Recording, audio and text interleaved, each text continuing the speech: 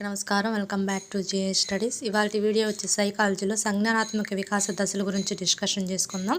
ఇది చూడండి, ఈ సంజ్ఞానాత్మక వికాసాన్ని ఎవరు రచించారంటే జీన్ పియాజే గారు రచించడం జరిగింది. ఈ సిద్ధాంతాన్ని జీన్ పియాజే వచ్చేసి స్విట్జర్లాండ్ దేశానికి చెందిన వ్యక్తి. దశలు చూడండి, మొత్తం వచ్చేసి 4 దశలు ఉంటాయి, దాంట్లో ఉపదశలు కూడా ఉంటాయి. ఫ్రెండ్స్ గమనించండి.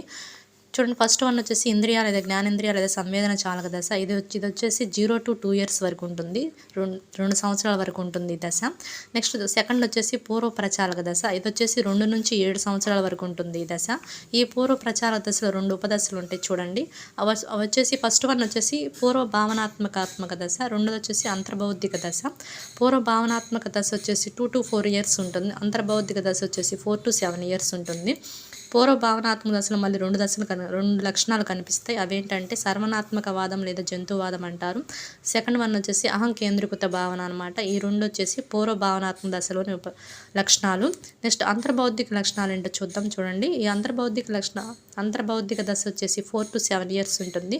దీంట్లో లక్షణాలు చూడండి: పదిలపరుచుకునే భావనా లోపం, అపవర్యాత్మక భావనా లోపం లేదా ఏకమితి అనమాట. నెక్స్ట్ థర్డ్ వన్ వచ్చేసి మూర్త ప్రచాలక దశ. ఇది 7 to 11 years వరకు ఉంటుంది. ఫోర్త్ వన్ వచ్చేసి అమూర్త ప్రచాలక దశ. ఇది 11 years నుంచి స్టార్ట్ అవుతుంది.